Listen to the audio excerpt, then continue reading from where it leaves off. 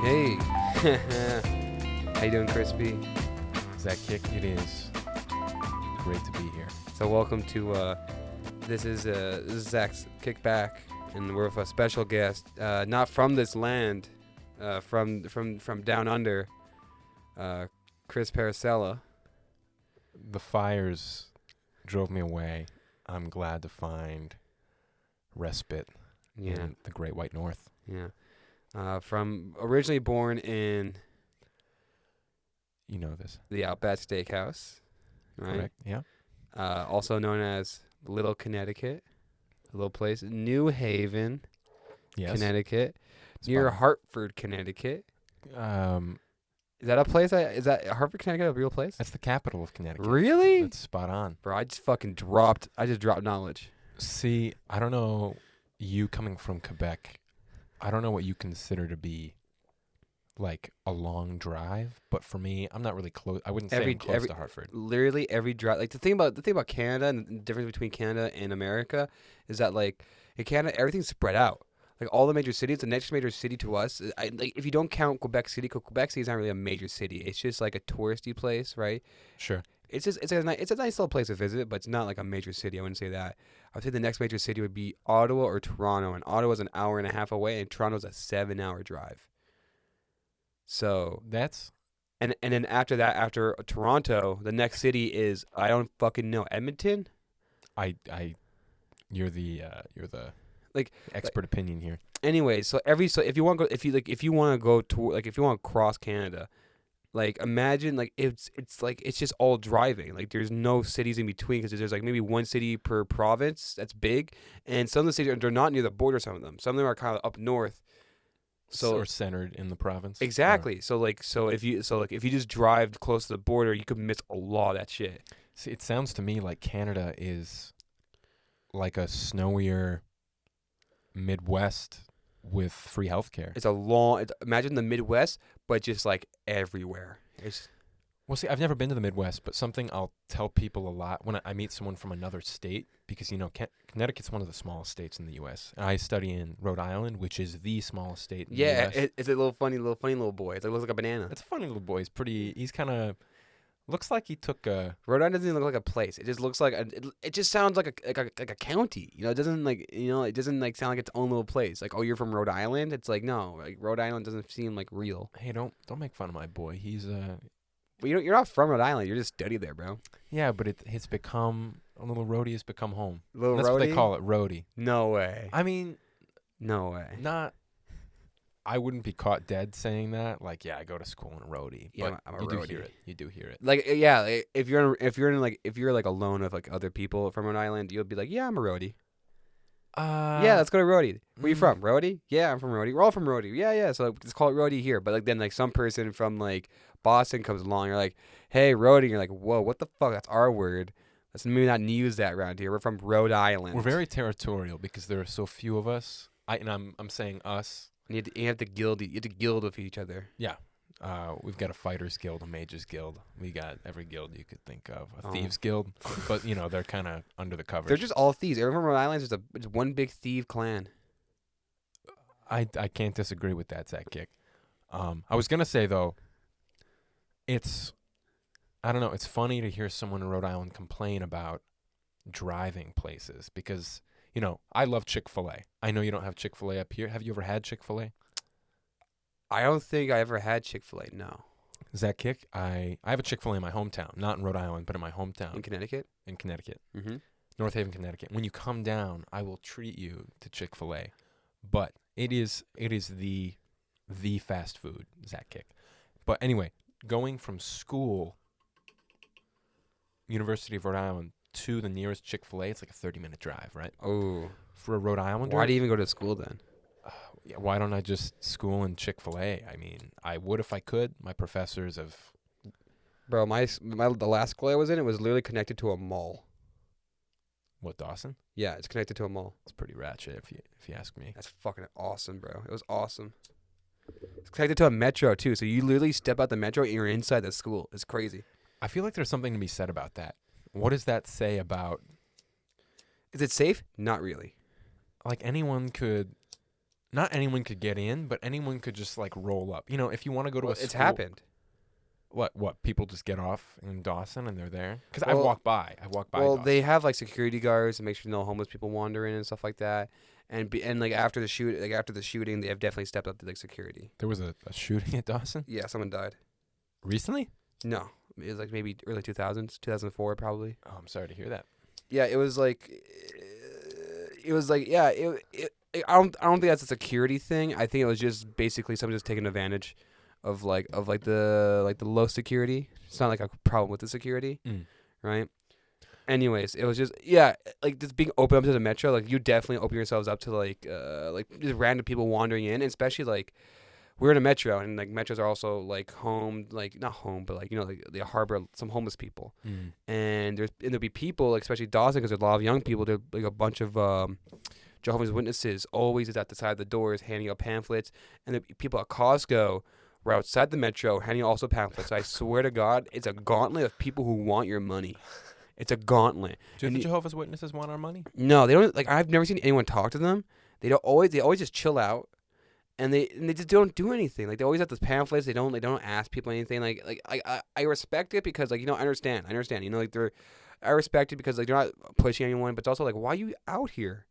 Like why are you out here? Why are you like what's your hustle? There has to be a point to like I'd like to sit down. It's a point system, right? Where like the more people you get, like the better you are. The like the more shit you get in heaven. Like you get a flat screen, if you get like 5,000 souls in there or some shit. I think you're right about that. But I can't help but thinking, and maybe these points are pretty, maybe they like earn a point pretty easily. But I can't help but thinking, as one of them, you'd kind of realize pretty quick when someone just wants you to like get out. And yeah, definitely. I think they must have like some consciousness of like like people are not out here for our thing, but we're out here just in case everyone does. And it must feel great that like when that one person does, literally all the layers out here are dying. I mean, could you light it off this one? Yeah, that's what I try to do. I actually have a recent Jehovah's Witness story. Is it good or bad? Oh, I mean, it's not bad. So I like to sleep in on the weekends, like many a college boy. So I'm sleeping in, and I hear a knock at the door. College boy. And I did kind of finish my coursework though. I didn't talk to you about that, but. So I wake up at like 10 or so, and I hear a knock at the door. For whatever reason, I think it might be my landlord, and no one else is home. So I throw in a pair of pants and a T-shirt, and I run to the door to discover two Jehovah's Witnesses. I didn't bother looking out the door. So there they are, and I'm trapped. I'm in a vice, Zach. For as much as I wanted to, just flee back into the respite of my house, I couldn't be impolite. And I talked to them for a few minutes, and they were gone pretty quick. They must recognize, these like people that do talk to us, they still like don't want shit to do with us. They can realize when someone's like they're just being nice. Yeah. So we get to talking, and I forget their names. It was two women at first. But they leave. They say, we're going to come back Saturday. Like, you're good on Saturdays? And I said, I sometimes work on Saturdays. They say, we'll come back on Saturday anyway. We'll see what happens. I'm like, okay. Really? Yeah. Did you tell the boys about that? Like, boys, don't answer the door. I warned them. And I just told myself, you know what? I will just never, I'll just know now. Saturday mornings, like, sorry, ma'am.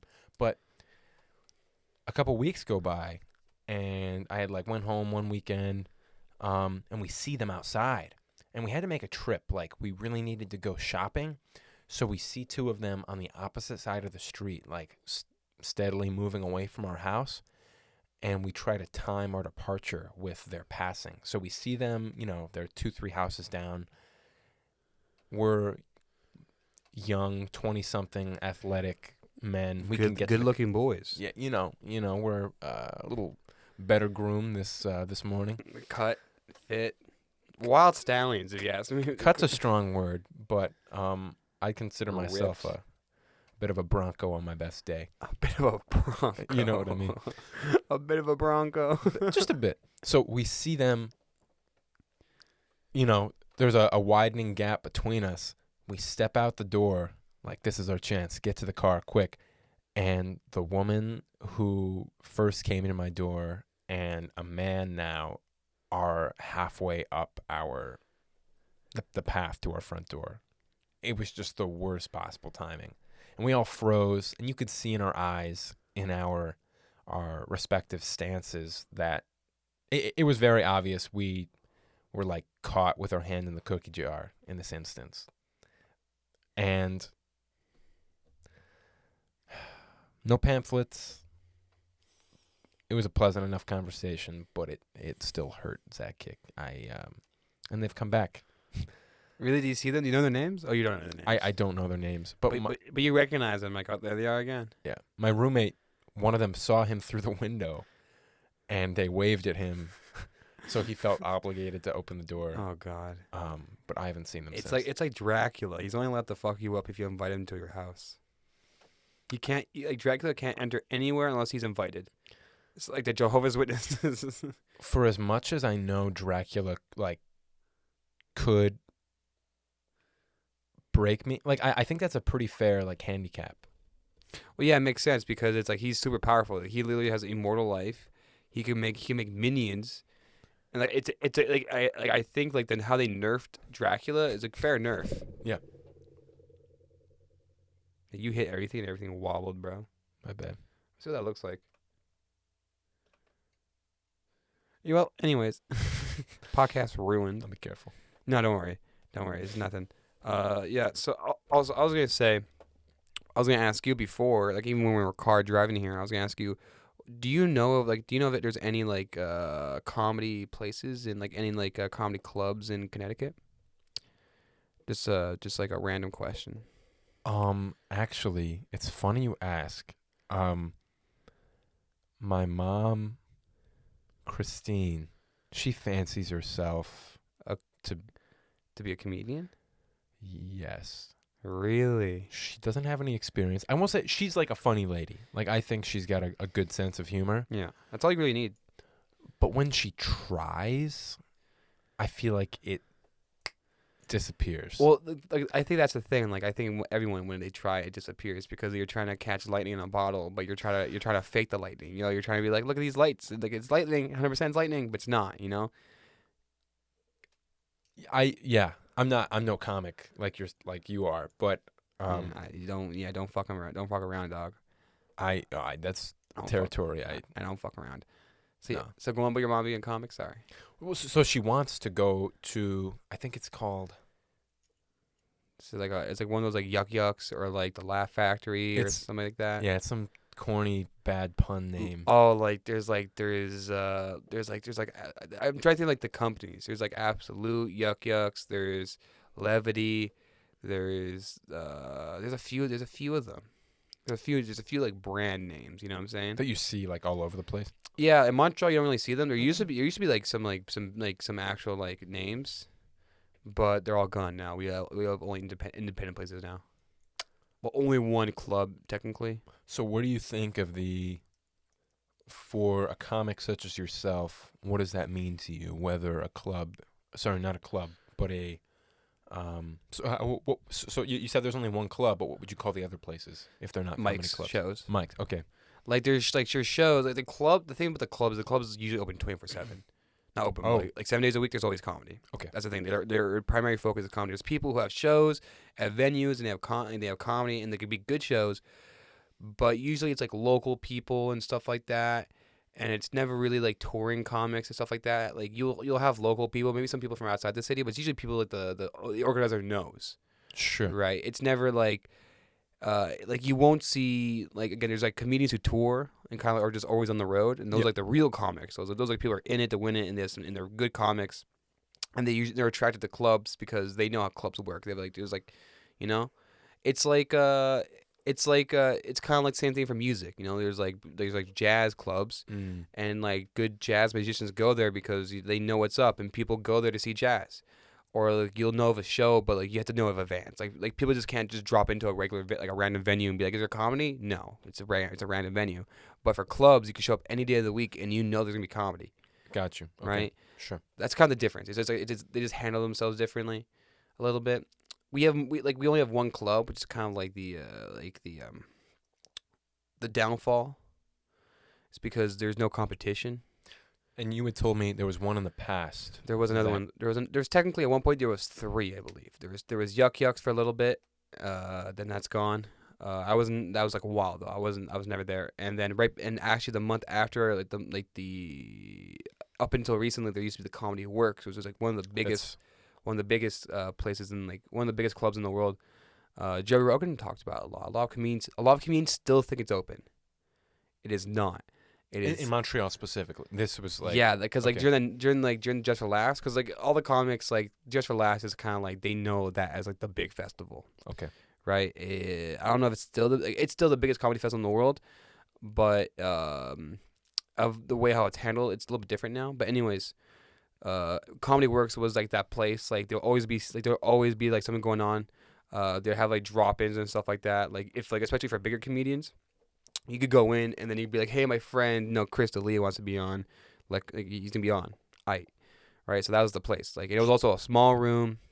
Joe Rogan liked it a lot. He always talks about it. Not always, but he talks about it quite a bit. So did you visit it as a patron? Yeah, I've been there before as a patron. Maybe once. Some of my friends actually ran it, and some of my friends were actually on the weekends. Like that's the thing. Like the weekend shows are what you want. You want weekend shows, like because like most people are free on the weekend. They want to go see a show on the weekends, and clubs do that. But if there's only one club in Montreal, your worth is basically like some people's self-worth is only based on what that club says about them, right? Like just because like you can't get on a weekend, to you like, oh, I'm still an open mic. I'm still an open micer. I'm not good. You lose lose that self-value of yourself, right?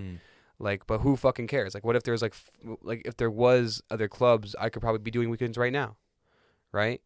Like, who's to say? So just because there's one club doesn't mean anything, right? It just means that there's less opportunities for us, and that's why we have to look other places, right? And that's why I'm asking you, because I was thinking, I'm like, hey, like I want to do something in America. Like I think I'm gonna be 21 this summer. Yeah. So I'll be able to go to bars and clubs and stuff like that. So I'm like, and I was thinking, like, does Connecticut have some places? Cause I could hit up Connecticut for a little bit, do a bunch of shows, and just move on to the next city. See, I have a friend involved in the stand-up scene in Philly. Yeah. Paul Carson is his name. And he's back in Rhode Island this semester, and we were tight like a few years back. We had a few classes together, and I think he was looking to get involved again to do more in Rhode Island. Yeah. I'll see about Rhode Island. Connecticut, like my mom had mentioned a few places. So that's my biggest fear, though. If I not biggest fear, I would love to have you come. Yeah. Let's say I said, "Hey, Mom, Zack Kick's visiting. We're going to go. He's doing a show at this place. He's going to go up for an open mic or whatever," because she would come, Zack.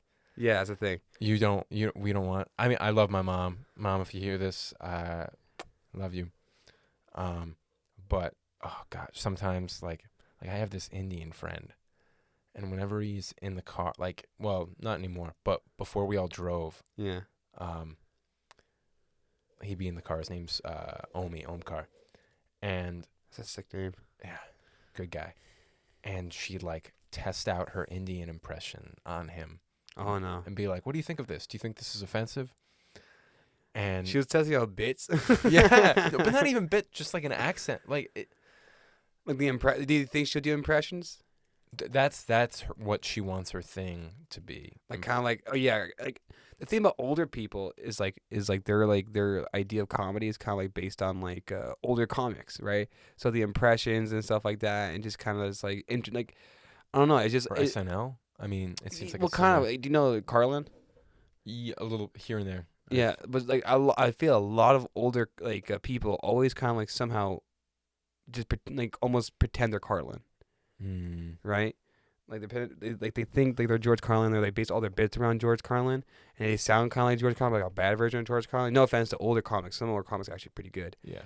But like if you're older, if you're an older person, if you want to do comedy, go fucking do comedy.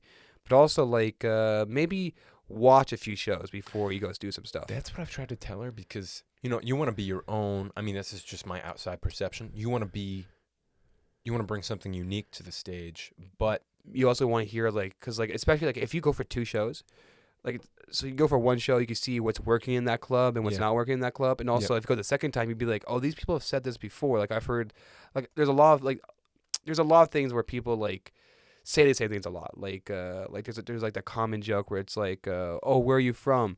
Connecticut. What? What? Connecticut? No, I heard you the first time. I just didn't I just don't fucking care or something like that. They'll make fun of the place, but they'll say it the same way as other comedians or didn't the guy say that joke to me? Yeah. When I came, there was someone I interacted with, and they said something exactly like that, right? Yeah. I didn't hear you. I just didn't care or something like that, right? Or they'll be like, oh, I'm sorry for you, something like that. Like those also you'll hear people just talk about, oh, I was on Tinder, or you'll hear certain things being brought up a bunch of times, and you can be kind of okay, I understand what doesn't work is if you see someone bomb and you're a first time comedian, that can help you a lot.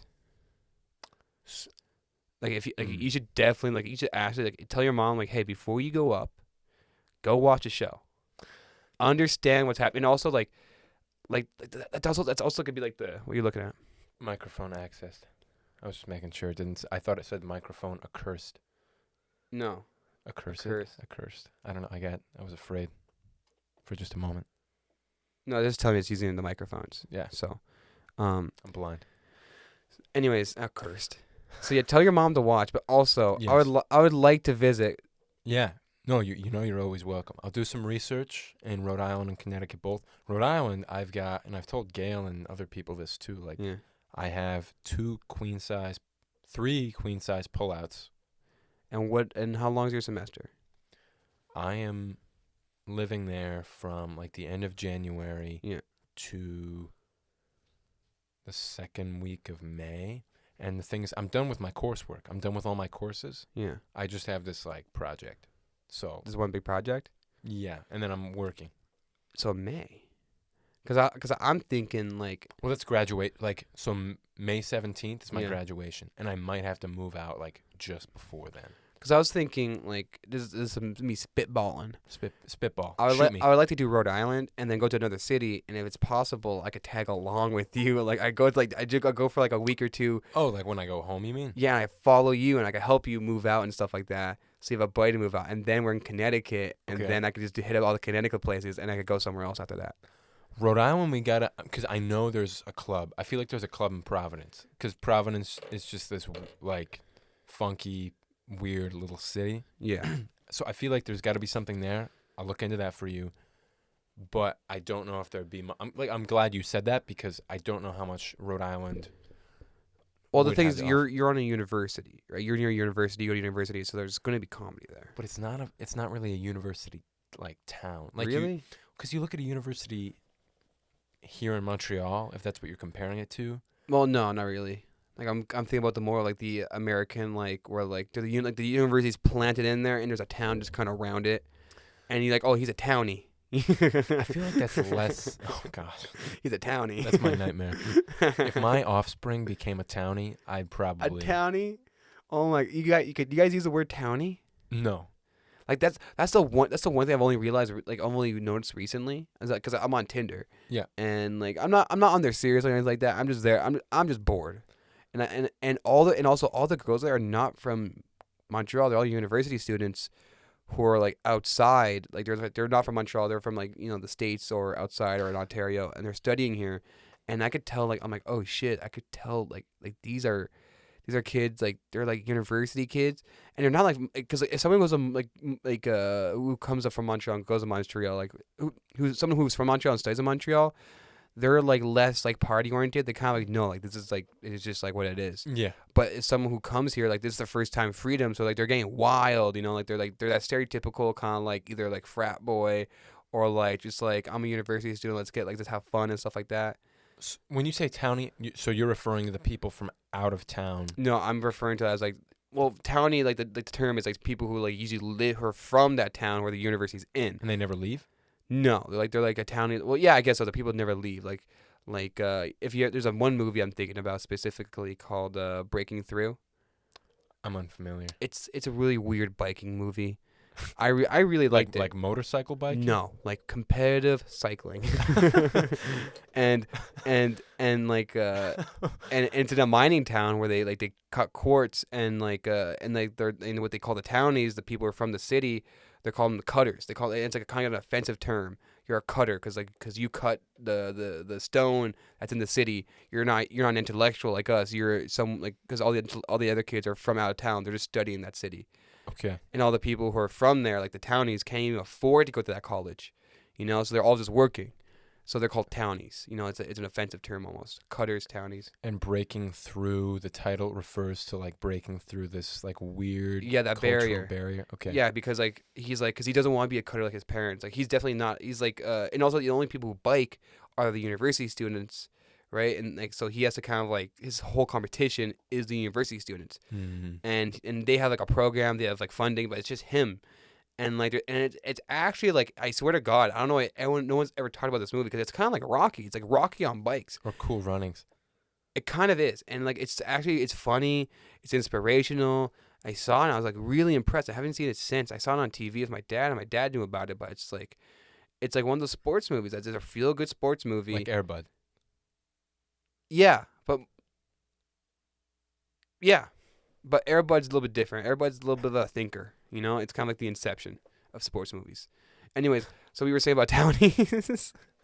Okay, so yeah, I was on board with you with Townies then. I thought for a moment that No, I'll just make it. I just went on a tangent about like the university students I see in Montreal because I never really noticed them until kind of recently. Yeah. Because I'm their age now. You realize just how obvious they are. It's how obvious and kind of like it's just like they're annoying.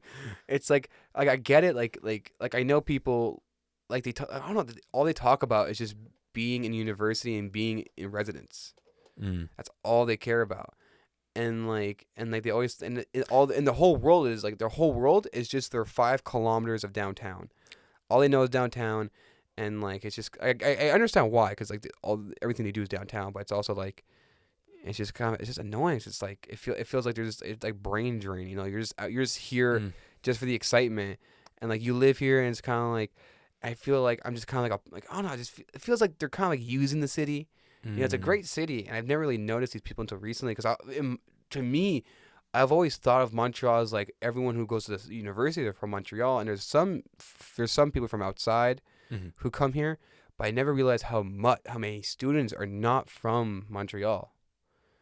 Like, especially since it seems like in my, in all the years that I've like been coming to Quebec, to Montreal specifically, like I think pretty much all of our friends, they school in Montreal. I could probably count on one hand the number of people from Montreal who go out of town. And maybe that's because, you have Concordia and McGill here.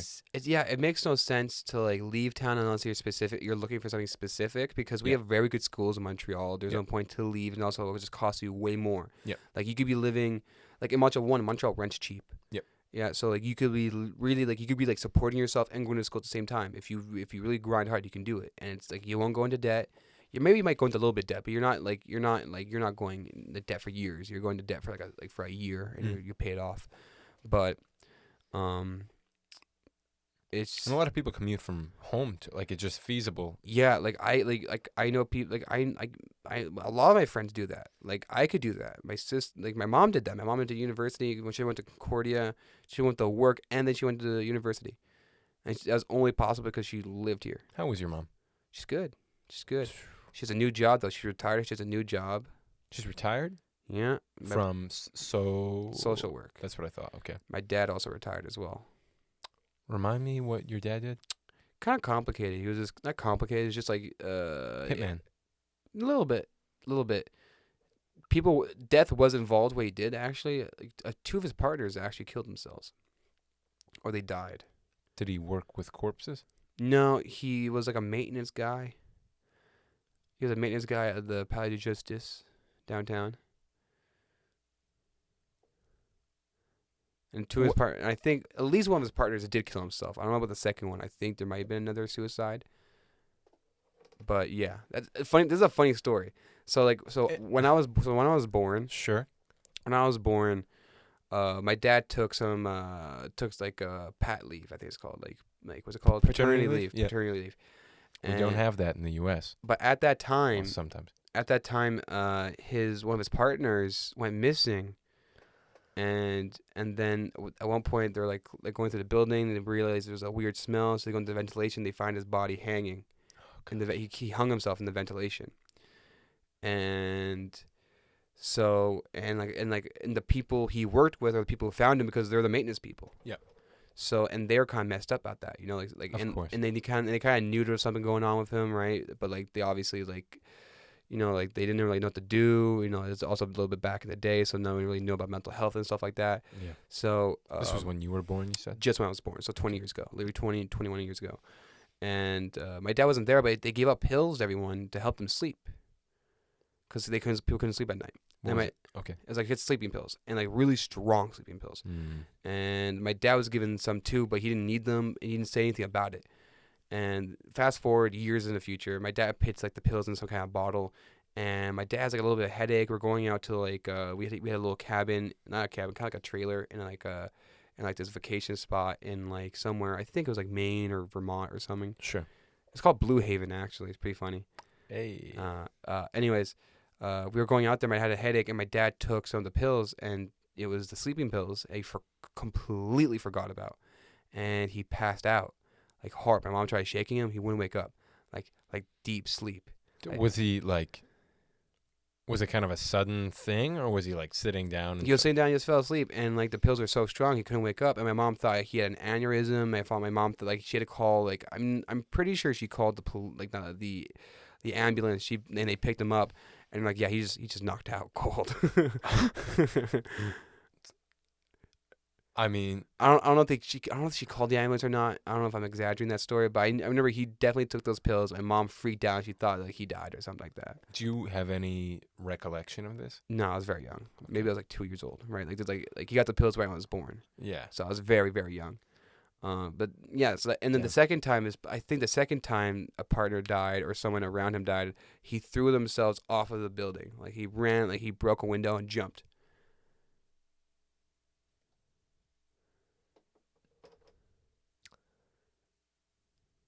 When was this? I'm not too sure about the date with this one, but I know my dad was working there when that happened. He was there, like when. I don't know. I don't know the specifics, but he was working when that happened. Oh, Like he was employed when that was happened. So I don't know why, but like also he's kind of like he's working like with like people who are in the. Oh, was this? No. This is I don't think this is a partner. I think this was someone because he works with like This is appellate justice, so it's basically all the lawyers and stuff Yeah. like that, and all the judges and like the courthouses there. So I think someone got some bad news, and they're like, "Fuck it," and they just jumped off the building. I think that's what happened. And anyways, so let's change up the top. Sure. A little heavy. Let's talk about Crispy a little bit, cause so you're studying political science, I am studying. I've just about finished my studies in political science. and you have that big yes. project, right? Yep. And what's that big project? Well, as part of I'm doing this like university like honors program. We have to do a capstone project of our choice. Political science was my first major, And but capstone is kind of like everything you learned, just summarizing this project, or like the to top it off. so I call it a capstone because for most courses where you have a capstone, it's exactly that, like the Like when the chef finishes his dish and it's like you're Yeah. like, oh yeah, he does a little like he kisses his fingers. the chef's kiss. Yeah, and you're like, oh, this is gonna be tasty. Exactly. The little Your magnum on top. opus. Your swan song. Okay, yeah, I got it. Yeah, you got me. Yeah. On top. This is a project of my choice. And so in addition to political science, I've studied writing and rhetoric and French. And I'd say my interests are very much international. And I'm interested in like human rights, right? But I wanted to look at for my project what makes for effective like human rights advocacy strategy. Okay. And I wanted to take a look at the different ways in which different groups and people and organizations like represent different issues to different groups. Yeah. Okay. So it's a work in progress. I like it. A little wordy for my my tastes. It's a little. But when I verbose. get the cliff notes, I'm gonna be skimming through it, enjoying it, laughing, hee hawing. You know what I'm saying? I can get you An advanced copy. an advanced copy. Yeah, we'll a signed copy too. You can add it to your wall. Okay, so I wanted to ask this because like the origin of this podcast is kind of like me just talking about my friends and how we know each other. So I want to ask you, because the way we know each other is kind of a weird particular situation. But how do we know? How do we meet? How do we know each other? So Zack Kick, I met you at Parkside Ranch. Yeah. In also, a little addition to that story. What's your first memory? Like just like I was just so when you said, "Oh, how did you meet me?" Yeah. I immediately started digging. I have stuck my shovel in my dirt, so to speak, and I'm putting my foot on the blade and I am pushing. What is my earliest memory? Because it had to be like 2011, 12. I know my first conscious memory of you. Is it cheating if I ask you to share it first? To share yours first? Well, no. I think it might be I don't know if you remember it or I remember it, but like, okay, so I remember it. It was 2014, Sure. and I only remember because it was the year I was my first year working at Parkside, Yes. and 2014? yeah, Okay. and I was 15 years old, and I remember because like the thing is like I've always went to session 2 and teen camp, so we Yes. may have known each other from teen camp, but the thing is, I didn't know anyone from session 3 because usually people of session 3 stay with session 3, people of session 2 stay with session 2. Yep. Like that was the beef, That was the beef. right? And I remember Arby's. you that year you came down early with Dom, and you guys were talking about like maybe like some kind of video game. I think it was Destiny was about to come out Oh man. and something like that. And you guys were talking about This is Destiny. a throwback, yeah. And I think I remember. I think maybe I knew Dom, or maybe I knew you. I mean, I just kind of like just talked about like Xbox, or like maybe Halo or something like that. Or me being excited for Destiny coming out. So this was like 2014, the end of session 2? And yeah. were you sticking around until session 3? Well, no, because I was maintenance For which session? all summer. Oh. So that's why I was Okay. maintenance for almost the entirety of the summer. I got sick at one point, so I had to go back home for a few days. Yes. I feel like I have an earlier memory of you than that. And then what's your memory? Oh gosh. So I remember being a camper in Boys 5. And I don't know if you were working at this time or if you were a camper in like Boys 4, Yeah. but in Boys 5, so for listeners, that's like the oldest boys cabin. Yeah. Sometimes our like counselor would agree to let us, or they would just fall asleep and we do it anyway. We would order pizza.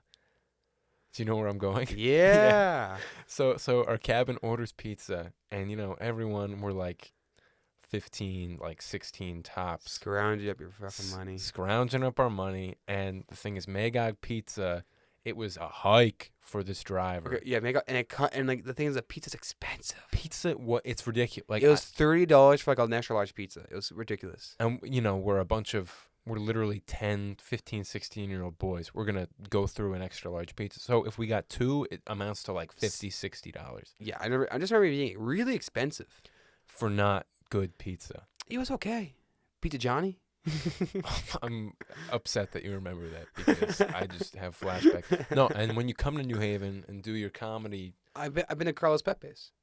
Oh, you have been. Dom I- took I- you. That's right. Yeah, I've been to Carlos Pepe's before. Yeah, yeah, I've been to Connecticut. That's right. That's Yeah. right. How could I forget? In the hotel. Okay, anyway.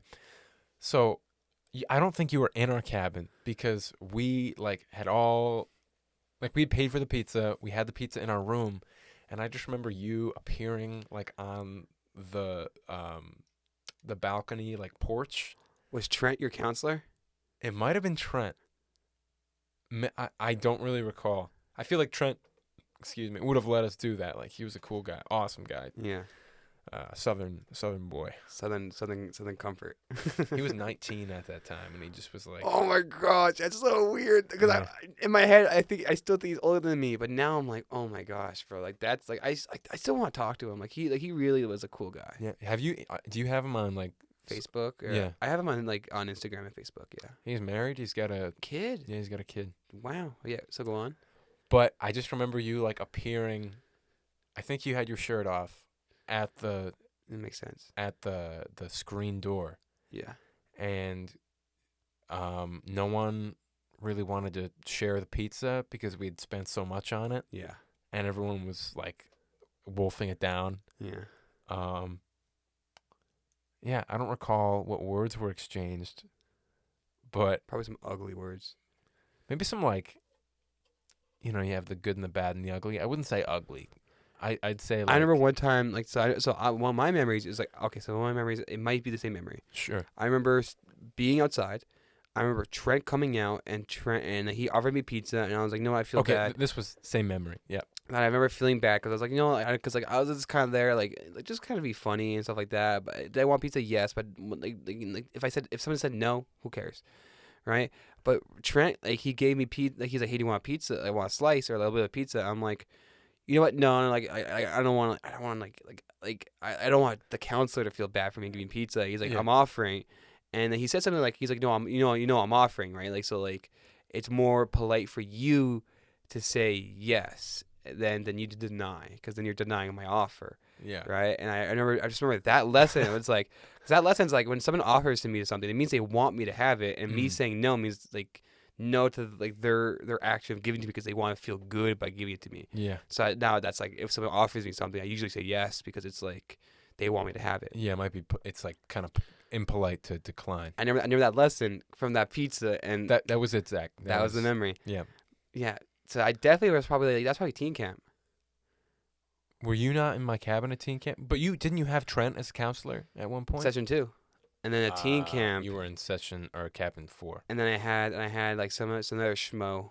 Some other Joe Schmo. Joe Schmo. Trent like could not. He was, I think, had some good counselors, had some counselors, but Trent, I think, was like, He was there for one summer, and he literally is probably in most people's top 5. he left quite the impact. Like he's basically like he's like the freaks and geeks of counselors. One season, one amazing season, wasted potential, like, as in like, because there could have been more seasons, but but he basically did influence, like, that's one summer he influenced so many people. Like the Firefly of counselors. Exactly, he's the Firefly, but no movie. I am unfamiliar with Freaks and Geeks, so that was an attempt to like bridge that gap. Yeah, exactly. Same concept, but no movie. Like, Firefly had a movie, Yeah. but Freaks and Geeks did not have a movie. Freaks and Geeks only had one set. Oh, so Freaks and Geeks, real quick aside, all-star cast. Oscar bait? Not Oscars, but you'd be like, a lot of people. James Franco was on it. Seth Rogen was on it. Oh, I have heard of this. Like, actually. a lot. Well, that's a dynamic Jason duo Segal. right there. His name is Jason. Like the martial artist. No. Jason. Oh, that's Steven And Seagal. Steven's. No. I'm thinking about Jason something. Jason Statham. No. but Jason Derulo. Jason Derulo. Bro, Have you seen Cats, Zach? I don't want to see Cats. I kind of want to, but I know it's not a good bad movie. It's probably gonna be a bad movie. I think most of the opinions I've heard have yeah. It's a spectacle to see. Jason Segal, yeah, that's right. Jason Segel. What's he look like? He was in Or what's he been in? How I Met Your Mother. I'm unfamiliar.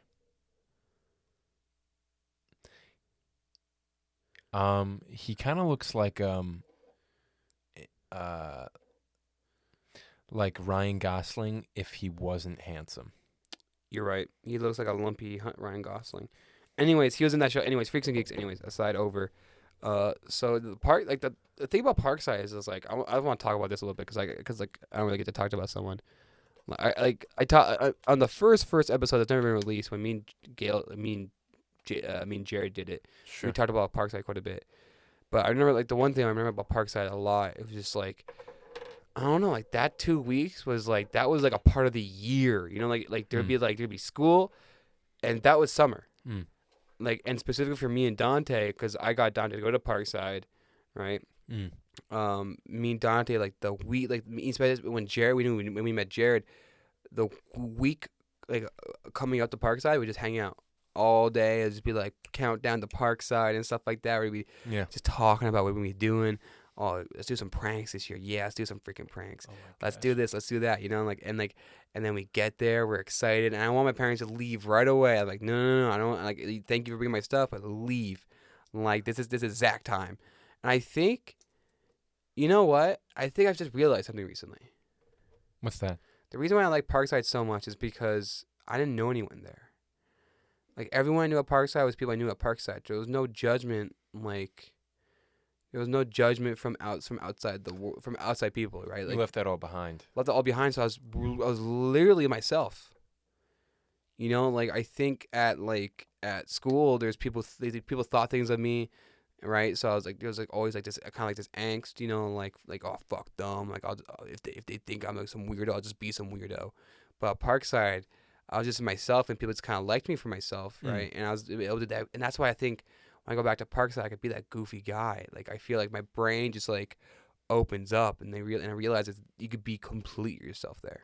I think that's why I liked it so much. Yeah, I think too with like school, because that's where we meet like most people otherwise, like in school, right? You carry so much like baggage with you in school. Because no one wants to be there. No one wants to be there, but also like I can say without a doubt that some of my most like embarrassing, not just embarrassing, but like situations and like circumstances that I wish I hadn't found myself in, or actions that I regret, took place in school.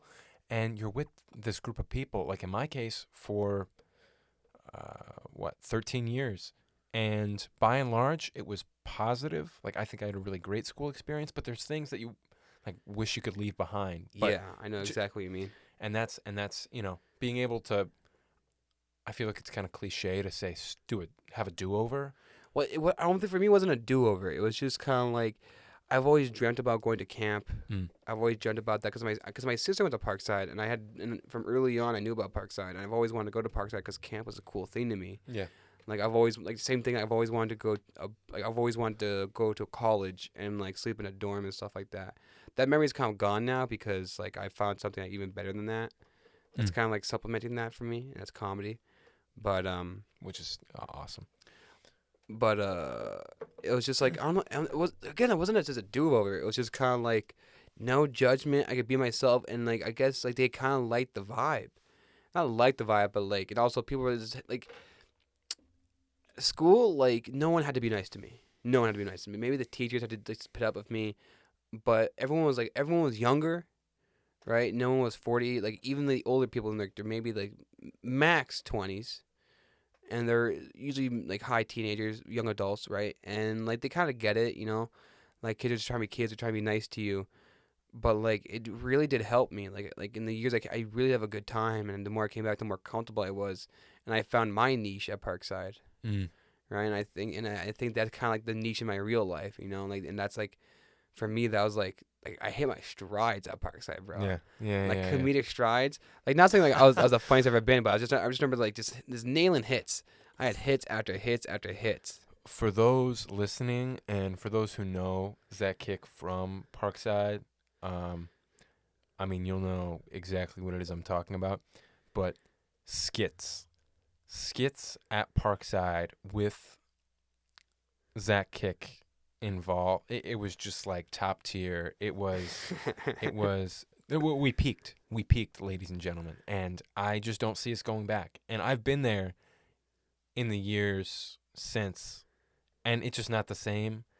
I think we hit an all-time high, and there was other great talent. Like, I would say, you know, if I had to, I think sometimes I have a dream where like they call like there's like kind of like a Parkside, like, because they did 50th anniversary, but I wish like there'd be kind of like one campfire, right? Like they make a list. They make the top 10, right? And they Yeah. call back all the people who made some of the best skits of all time, Oh and we gosh. come together and we just collab on this one amazing skit. Like I like, cause like, and I also remember the skits from before. Cause like some of the skits before were just kind of like doing something stupid, like making peanut butter in your pockets, right? Which is kind of, it's a very Peanut butter? not peanut butter. They make a sandwich in your pockets or something like that. Something stupid. I've never seen that one. Oh no. Okay, so someone's like, I did a sandwich. Like they make a peanut butter sandwich, and he had the ingredients in his pockets. Like he had just took out the peanut butter from his pocket, put it on the sandwich, and put the jelly out of his pocket, put it on the sandwich and stuff like that. It was kind of just like a funny thing, or like it would be something weird and odd, like because I know like something like who was it? Phil, one of the good skit guys, Yes, one of the best. influential. Him, Nate, and David Osei, like they're a good trio of like for good skits, and they did some good skits. I remember Squat Team. Squad team, yeah. Legendary. I think the thing that really set it in for me was my first year. I remember watching the Safe Team Yes. videos, and I was like, "This is something you can do," and that I'm not even joking. That video itself changed me. I wouldn't be here today if it wasn't for Safe Team. I swear to God. I swear, I wouldn't be the person I am today if it wasn't for Safe Team. Like I remember, like just like dying and thinking it was hilarious, because like it was the time that it was the Porky was there, and Porky like, resembled and did a fantastic impression of Napoleon Dynamite, and I just remember like I don't know, it was just so funny to me, and I was just like, and when it came to skits, I just for some reason I was just like I know what to do, like cause I at school I would do skits and like stuff like that, but at Parkside, dude. Like I took it to I tried to I would literally, I'm not joking, like I would think a week beforehand about the skits. Like people don't understand like how much effort I put into the skits. I would literally, since I got there, I would ask the counselor, when's their skit? You'd be like, it's coming out. The later the session, the better. The later the session, the better. Yeah, more time to just. The earlier the session, like okay, good. I've already have like at least 5, like in my catalog to work with, right? Yeah. And like one like I can remember some of my top skits. One of my favorite ones was with Dan Labonte. We did like a parody of all the other skits. That's like that session. Oh God, can you remind me what? Some of them were. Do you have any like moments? One of them was like so so there's like like there's some of them where it's kind of like the cut and paste like skits where it's like it's in a box, and I think there's actually an original skit, but they kind of like took kind of like the tried and true set up punchline approach, and it was like these kids. It's like, oh, I have a box of fruits, or like someone's like, I have a box of fruits, and I was like, and like they taste it, and you're like, oh, this tastes like mango, and the person's like, yes. yeah, and the joke is like, oh, here's a box of puppies. And so what we did, and we were young, but it was dark. It was dark. It's like, hold this box of dead puppies, taste it. Tastes like dead puppies. And I just passed it along. I was like, tastes like dead puppies. I do remember that. And it's like, thank you for holding my. It'll be like these anti-jokes. I think our entire thing was to do anti-jokes. Yeah. And it nailed. It killed. Another one of that, like those anti-jokes. It was refreshing. Like no one expected that. No, and also, another one was like Mario was the counselor, and he did like is it time? Is it time? And like they would go down the line because he had a huge family. And be like, is it time? Is it time? And like to be like, no, it's not time. And they'd ask again, and like, oh, it's time. And all they do is just change like the feet, like how they cross their feet. All they do is cross their legs, right? And that was the joke. I was like a big punchline just for that little like thing. And it's like a big setup for that little thing. It's funny, right? Kind of anti-joke in its time, but we found it hilarious because they didn't speak English that well.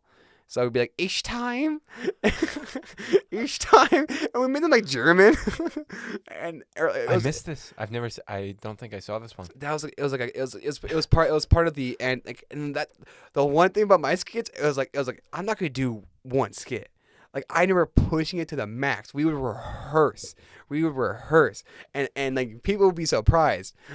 And like, 'cause, like that anti skit, when we did like at least 4 skits. Yep. We did at least 4 skits. I think to the one of the ones I wish you would have done is so that night the girls' cabin went in front of us, and Dan wanted to, like, afterwards he was like, we should have improvised a parody skit on the spot, and I was doing improv at that time, And I was like we could have done it. We could have freaking done it. The problem with, I don't know if we were together when we attempted, or maybe I was counselor. I don't know. There was this one time we attempted. You must have been, because I think you Improv? suggested an improv. Like, I don't think I don't think I suggested it. It was just like someone's like, oh, we should do a skit about because we broke the rules to a game, and like someone made a funny joke or like some kind of like, oh, the reason why we were gone is because there was a bear chasing us, and Oh, no. and the bear had knives. 7 knives. 7 knives. The bear with 7 and knives. We were specifically joking around. We thought it was hilarious. It's like, oh, we should make a skit about that. And someone's like, let's improvise it. But we had too many people, and everyone was just trying to make it funny. And it was just kind of like, and that was kind of like, I never like just feeling nasty after that skit. And I was like, oh. I remember a skit, though. I was a camper. No. Okay.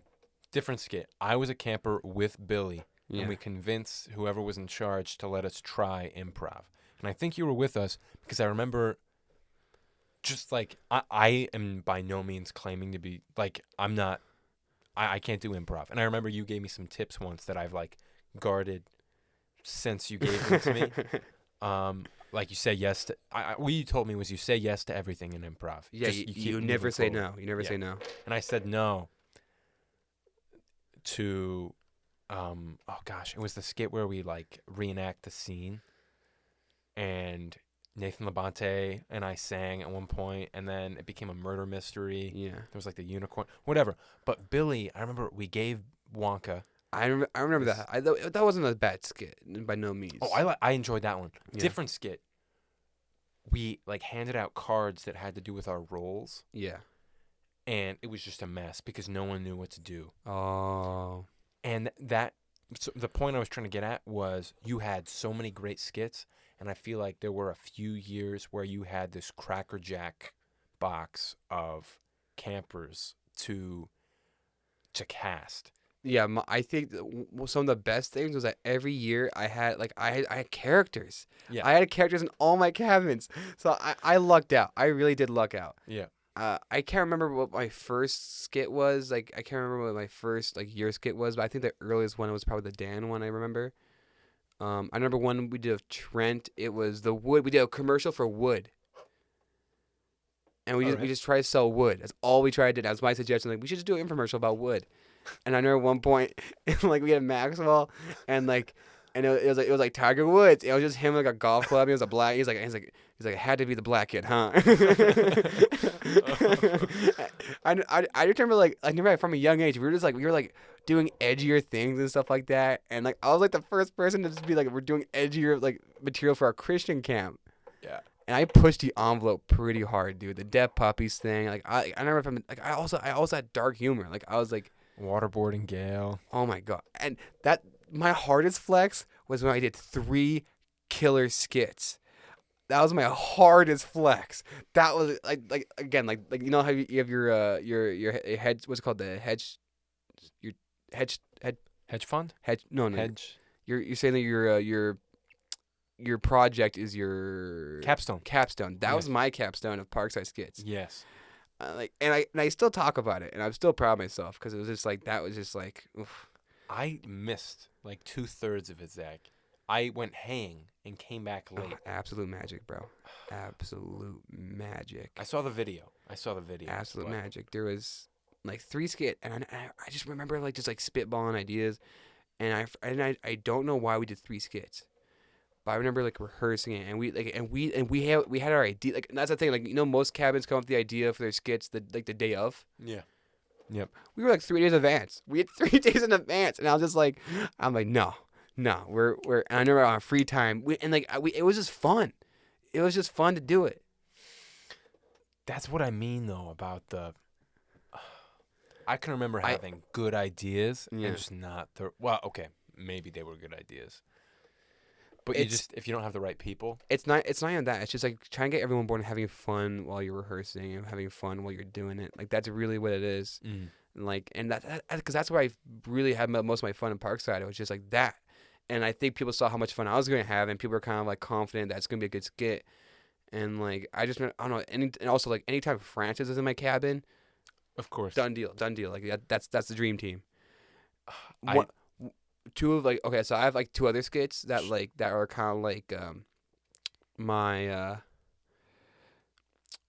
kind of like my just kind of like my master classes on Park Skits. Sure. One of them happened during a winter camp where Phil everyone tossed around the idea of just doing an anti skit, like not even an anti joke skit, but an anti skit where it makes no complete sense and you keep on going until someone tells you to stop. It's like an avant-garde skit. Okay. And I did it during winter camp, and everyone was on board to do it until someone told us to stop. And we would just do random things. I shoved a mic into my mouth. I drank a tea that someone just left there. We were doing like avant-garde stuff, and like there's kids playing patty cake and patty cake. Gabe was just yelling at stuff in Italian, and we just do it over and over until someone told us to stop. And I remember Phil was like tearing up. He was like, someone finally fucking did it. Someone did it, like the anti-skit. And another one of my skits was kind of like another anti-skit. Okay. Was when they did the scenes and you reenact the scenes. Are you about to say what I think you're about to say? Yeah, and they gave us like the Dumb and Dumber scene, and I remember just thinking, I was just like, So I was your counselor. yeah, oh yeah. Yes. So this is a good thing. Okay, so I knew it was gonna boil down to they this. gave us the Dumb and Dumber thing, and they knew me and Francis were jokesters. They knew we were the funny guys, because me and Francis would just hang out the entirety of like the session. Yeah. And it was just like, and like I get it, Dumb and Dumber, like we're funny guys, but it's also like it was just insulting because it's just like all they did was like, it's like they just fucking made a stupid sound. It's a pretty bad scene. It was the most annoying sound scene where it goes like again, it's just annoying. It's like 90s humor. Like the older people liked it. Like Dumb and Dumber's not a bad movie or anything, but like it definitely it's of its time. It's dated, yeah. It is dated. And I remember thinking we're not gonna do that. I remember looking at Francis. I'm like, we're doing Rush Hour 3. We're doing a scene from Rush Hour 3. And Francis knew the movie so well. He could recite every single scene and like what happens and and even the dialogue. So we just reenacted the scene from Rush Hour 3, and you didn't want to do it. We went out back. We were in the back of the hub, and I was like, Zack, this is not gonna go down well. We're gonna get in trouble. And you said something along the lines of, Crispy, quit being a little bitch. Or something like that. And I was just like, I was really thinking, because I was like, there's no way we're not doing this. The thing is, like, I realized if we do this Dumb and Dumber scene, like, we're not gonna win. It's not fun. Not even like winning aside, it just wasn't gonna be funny. It was gonna be an underperform. Like a lot of people got some good stuff. Like there's like a lot of scenes with good stuff. We got the thing is, it's funny when it wasn't a comedic scene. Yes. But when you're trying to reproduce a comedic scene, it's not as funny. Yes. Right? Because you're just, right, and and I understand, because I remember like people like we watched a scene and me and Fred just to come up with ideas what to do. Yeah. Right. And then we got the freaking comedy scene and and it was just like, oh. Yeah. And from right away we're like, you know what, screw them. And it was like the he's me, like I'm you scene, right? Yeah. Of Rush Hour 3. And then we all were to. It was decided that we would be pushed into the pond. Nesty plunge. And you we baptized everyone with Nesquik. Yep. And I remember that I had Nesquik because I was working. I think I was also I was working that summer as well, and I bought a bunch of like Nesquik and like just like chocolate milk or something like that, or maybe I just brought it from home, or somewhere else. I just brought it to camp, and I used it for every meal. Like we put Nestea on like the meals. What's up? We put we would put like the not Nestea. We put the Nesquik on stuff. We use the chocolate syrup on stuff, and I just remember it was just being funny, and like I'd be like, "You're blessed," and it's blessing people before they jumped in. It was so funny, and I think that's really why they didn't like me, because I would just make a joke about everything they did, all the punishments. I would make into a joke. Yeah. And I wasn't like the Parkside kid. I was like the anti-Parkside kid, but I wasn't like against them. It was just, I was just having fun at their expense. Yeah. Right. Good. But you need an antagonist like that. You need an antagonist. Is that what you'd call yourself, the antagonist? To Greg, I was. I think there's got to be some like term to describe it. Because you weren't stopping the advancement of the story. I think you were enabling it in a way. You were. I was the thing is, like, I was adding flavor. Yeah, like Smeagol to Frodo's party. I think I just came out at a different time. Like, I think I came at a different time for Parkside. I think because the stories I heard was always like all these counselors who did like these awesome pranks and that's the thing, like I was just too different. Not that both of us. Oh, I'm a different person and like me. I just think I just wasn't the I was just like I was just a little bit like I don't know. It's just like I guess I wasn't going with what they're doing. I was just kind of going on my own side, but kind of like still kind of following the rules, but having my own fun with it. I don't think they really like that because it kind of like encouraged kids to break the rules, even though I wasn't breaking the rules.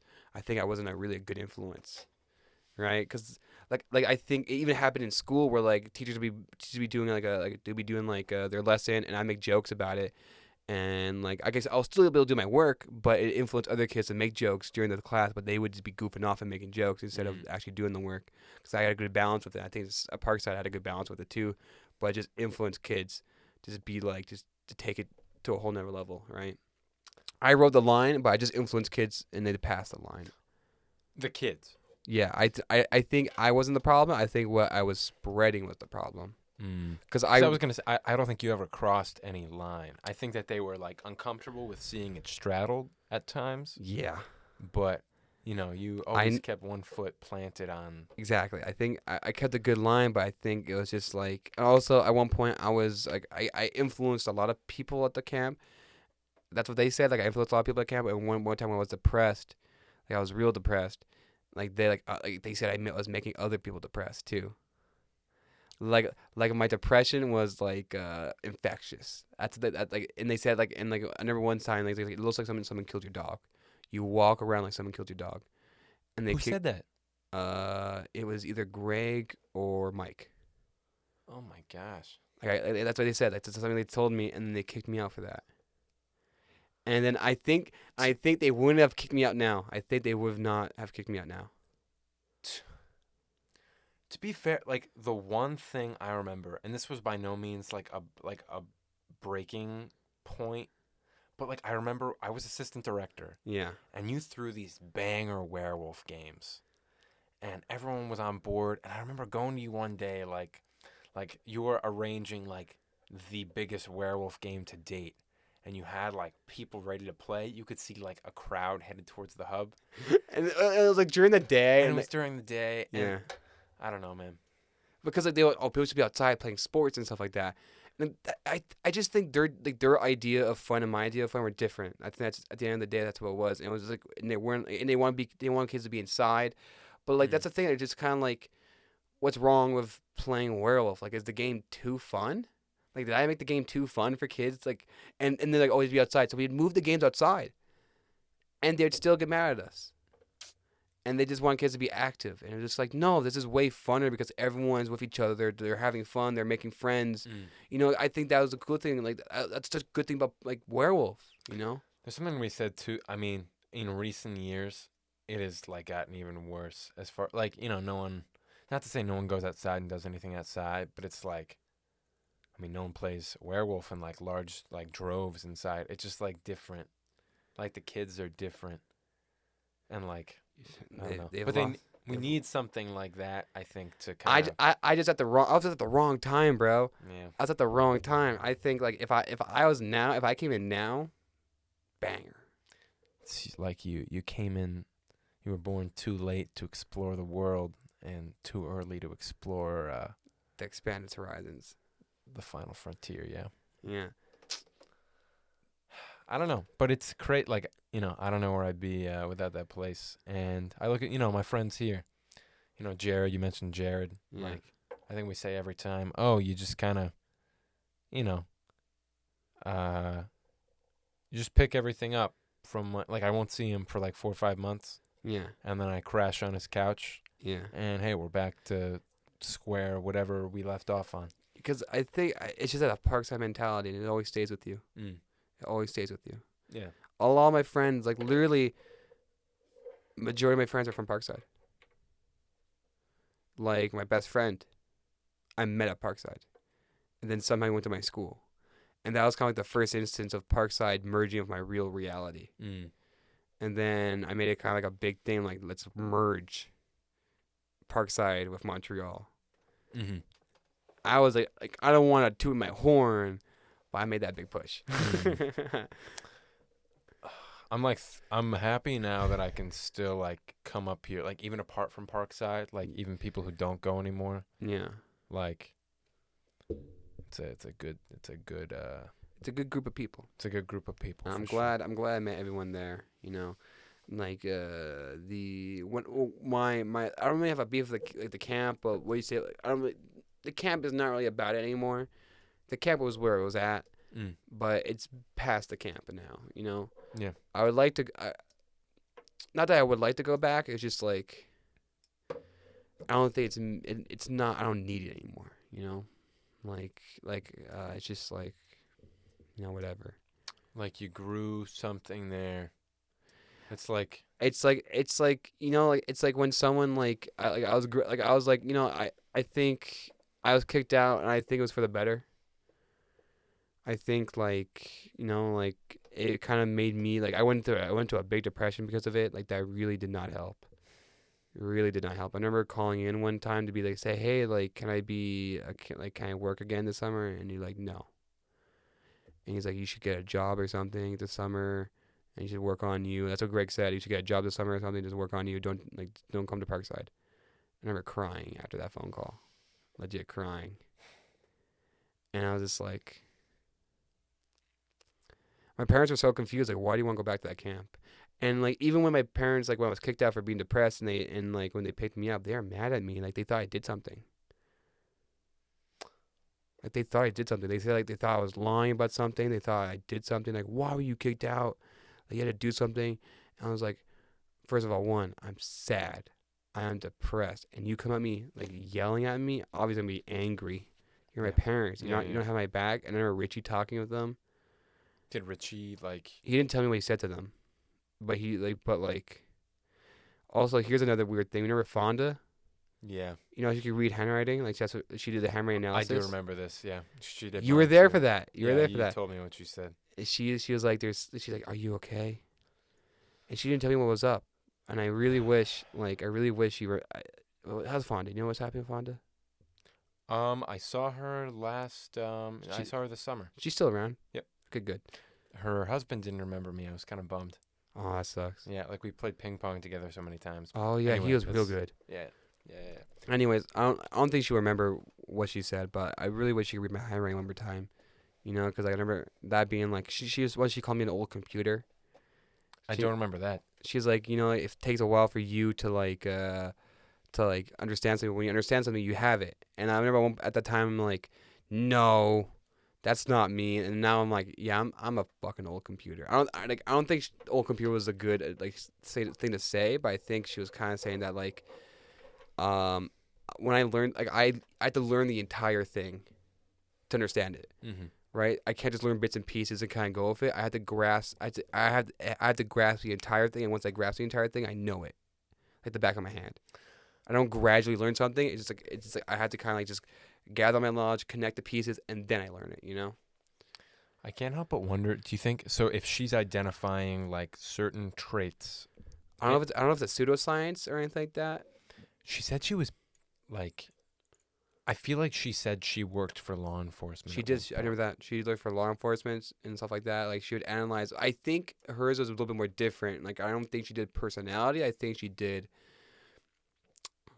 like, the state of how that person was writing that note. Like, I think it's specifically, like, it could have been suicide notes and stuff like that. It could have been, just notes people left so you could reanalyze, like, what kind of state that person was in. Like, it was a little more scientific, I think, because I remember companies would hire her, and I think she did counseling, too, she said. Yeah. Some kind of...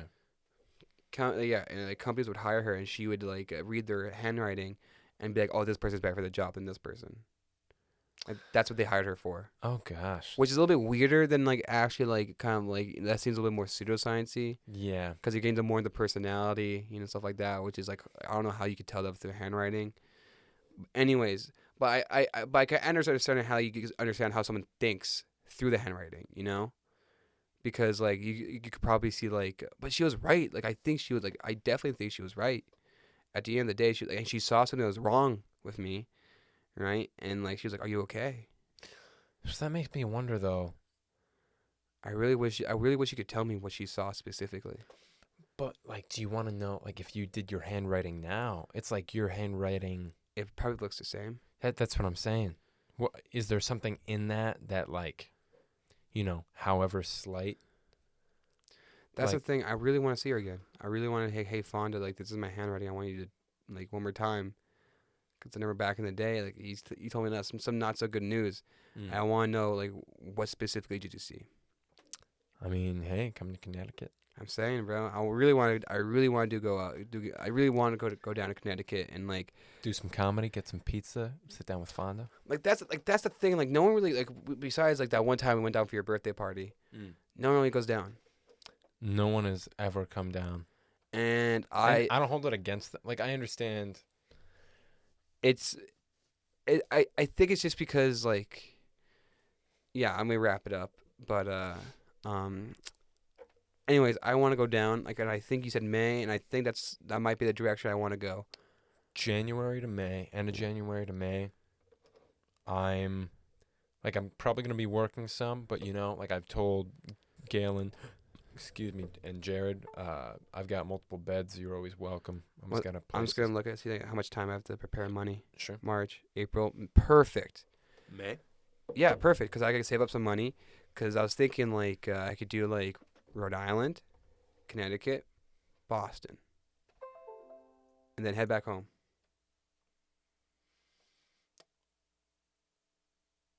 Hello? Hello? We good? Yeah. Okay. Anyways, so thank you, Chris, for being on. Zack, this has been a long time coming. Thank you so much for having me. I know we talked. I think you expressed your.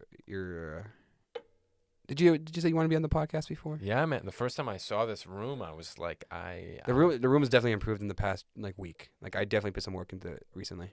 This is you did all this for me. Well, I just rearranged it and like stuff like that. You and can make me feel special. The mics came in. Yeah, I bought these mics for you. Hey, thanks, man. I dropped some pennies for you. Oh my! If I realized this moved in the first place, I'd have been sitting back here the whole time. Yeah, no, that's what the arms are for. You could sit down and get comfortable with them. This is like the bee's knees over here. I know. Well, anyways, thank you for being on. Before you leave, I'm gonna take a picture for the thumbnail, and we're gonna put it on that wall. Oh shit! All right. You'll be in the Hall of Fame.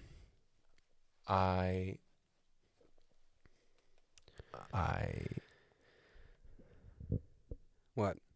Final words from Chris Parisella.